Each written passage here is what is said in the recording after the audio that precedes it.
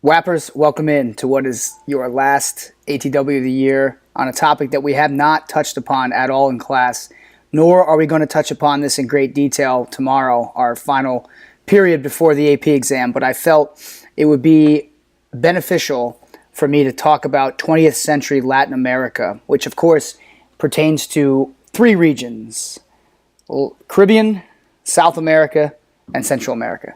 Latin America, an all-encompassing region. Now, what I'm about to say here is going to seem like a cop-out, but this is an important theme when it comes to 20th century Latin America, which is there is no theme. Latin America developed after World War II, even before World War II. Let's just say with the 20th century. 20th century Latin America evolved in a way that has no pattern, no rhyme, no reason. And it demonstrates the idea that we brought up when we talked about Latin America becoming independent of Spain due to Bolivar and a lot of the Creole revolutions under Bolivar and Jose Morales, sorry. And that is the fact that Latin America was not a unified region. You have the Caribbean islands that were long under European control. You have Mexico and some of the smaller Central American countries. And then you had South America, just a vast swath of land. And so, unlike places in Europe and unlike countries in the United States, unlike the United States, for example, countries like the United States, or even other parts of Asia where there was much more unity or similarities, Latin America evolved in a very different way based on the individual regions and the countries. Where I would want to begin, though, is just a reminder that most of Latin America, especially South America and Central America, was under Spanish control. However, the Caribbean, was largely under the control of many European powers due to the age of exploration. Latin America in the 20th century, I'm going to kind of break things down by small themes, since there is no one overarching theme, and you'll just have to kind of compartmentalize as we go. I'll start with Mexico, because Mexico is an interesting case study in which, Mexico had broken away from the Spanish in the early 1800s. But then in the early 1900s, the Mexican government was overthrown, and Mexico experimented with sort of a quasi-democratic state that also involved the addition of strong economic policies to really weed out foreign influence. Mexico's revolution in the early 1900s, one of the dominant themes was a very nationalistic revolution in which the overthrow of the government occurred by nationalists who wanted to push, especially the United States, out of Mexico. They wanted very little to do with American foreign influence. So this was a revolution that was based on the idea of nationalism and getting rid of foreign influence, especially in the oil industry. Mexico was, at the time, in the early 1900s, one of the United States' main oil suppliers. And during this Mexican Revolution in the early 1900s, the new Mexican government worked to nationalize oil, meaning it kept a lot of the oil industry under Mexican government control. And that is a theme that continues on even into the present time. The Mexican government nationalizes oil. Very few private businesses. The majority of the oil is under the control of the government. And so Mexico's government began to move in this style throughout the 20th century. In fact, in the effort to nationalize their oil industry in the early 1900s, the Mexicans even came into small armed conflict with the United States in the early 1900s. But as far as Mexico evolved in its government form, like I said, Mexico, very much a democratic state. It did not fall under the umbrella of communism whatsoever. And one of the most important points about Mexico to bring up is neoliberalism, which, if you recall, was a type of economic policies, very laissez-faire, very free market capitalism. And a great example of that is the North American Free Trade Association, or Free Trade Agreement, which NAFTA.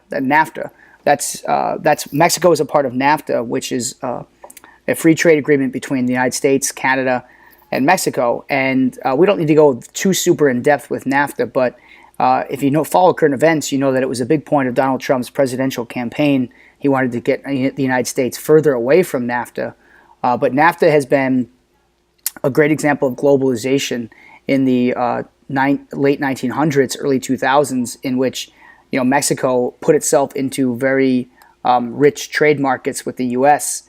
And Canada, and this has had both positive and negatives for the Mexican government. But Mexico is one of those countries that did go to more of a neoliberalism, as did some other countries in Latin America.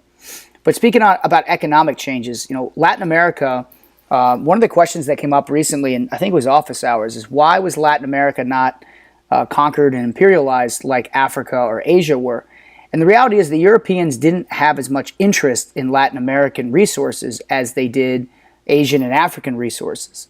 And besides that, Latin America had predominantly been already liberalized and liberated from European rule. So the Europeans didn't seek resources in Latin America in the age of imperialism like they had elsewhere around the world.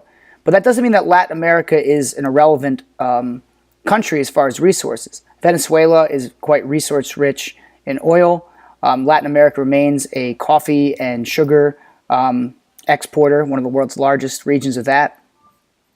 But a lot of Latin American countries, as they evolved, did move a bit towards neoliberalism. And a lot of these countries practice neoliberalism as a way to get themselves involved and more recognized in world trade markets. One of the most important Latin American trade organizations, kind of like NAFTA for Latin America, is Mercosur, Mercosur, Mercosur. And Mercosur was a network of countries between Brazil, Argentina, Uruguay, Paraguay, and these countries band together to create more neoliberalism, interregional neoliberalism with trade. So, Latin America did progress a lot towards neoliberalism in general. I mean, I'm highlighting South America here, but a lot of countries in Latin America did shift towards neoliberalism. As far as government is concerned, this is where everything just gets dicey, because there really isn't one centralized theme. We've already talked about how communism spread in Cuba, which is part of Latin America, and that was a big concern for the United States. The Cuban Revolution really shook things up, and it weakened America's confidence in Latin America as a secured continent. A secured region, and there was a massive effort made by the United States and the CIA, our Foreign Intelligence Service, to stop communism from spreading in Latin America. Huge emphasis was put on Latin America.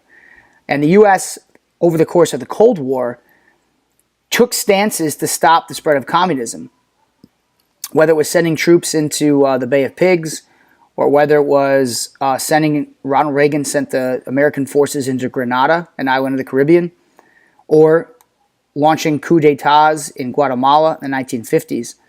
The United States took a definitive stance against the spread of communism, and that often meant that sometimes we allied with military dictators who ran authoritative regimes in South America in order to keep communism from spreading.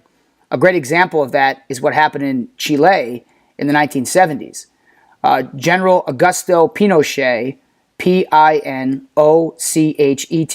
Pinochet, was a military dictator who, while practicing neoliberalism economic policies, did suppress human rights and led to brutal takeovers of Chilean society. And in this case, as well as Argentina, Argentina is another country that fell under military dictatorship. What you end up having, and I'm sorry, and I'll give you the name of their military dictator, Juan Perón, Peron. So you have Pinochet and Perón, two military dictators that were supported in the West because of their aversion to communism, but they ran their countries through strict military dictatorship, and that led to somewhat of a controversy because the United States was supporting these countries as a means for keeping communism out, yet within these countries, the cost of that was that these dictatorships formed, and they often were in direct violation of certain human rights and civil liberties and whatnot. And so that is another one of those major themes: the rise of military dictatorships, military regimes throughout Latin America, as a way to combat the spread of communism. In the end, the U.S. put up a strong stance against communism in Latin America, and really Cuba was the only country that ever did convert to communism in Latin America, and that was a testament to the American commitment to ending communism in Latin America, but also it reveals a bit about the nature of many Latin American countries to shift towards military-style regimes. Another point to bring up about Latin America is an unfortunate reality, which is that many countries in Latin America turn to the illegal drug trade as a means of exporting and gaining an economic foothold. And no country best typifies that than Colombia. Colombia in the 1980s and 90s was very much a drug state in which its main export to the world were drugs, illegal drugs, especially cocaine. And paving the way for that was a government organization, a group in Colombia that allowed for this to occur. And that was the one that came up on the test most recently, FARC, F-A-R-C, which were a military group that took over the country, the government, and allowed for the protection of the illegal drug trade and traffickers. And the drug trade in Latin America also put the United States on high alert, because the United States is where the bulk of the drug trade was flowing. So this is definitely part of 20th century Latin American history that can't be denied, is the ever-growing presence of illegal drugs in the international market flowing from Latin American countries. One thing, socially to keep in mind about Latin America as we continue with this hodgepodge, Latin America is arguably one of the most Catholic places on the planet. The majority of countries are Catholic because of the tiebacks to the Spanish Empire. Strong anti-abortion, strong anti-birth control campaigns. And outside, again, of Cuba, where there was obviously the Communist Revolution, Catholicism, very much, is a galvanizing has a galvanizing social effect on Latin America.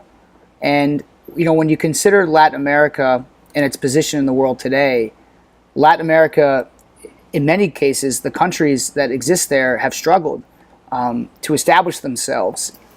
Some countries are considered third world countries, and a lot of countries have struggled with political instability, economic underdevelopment.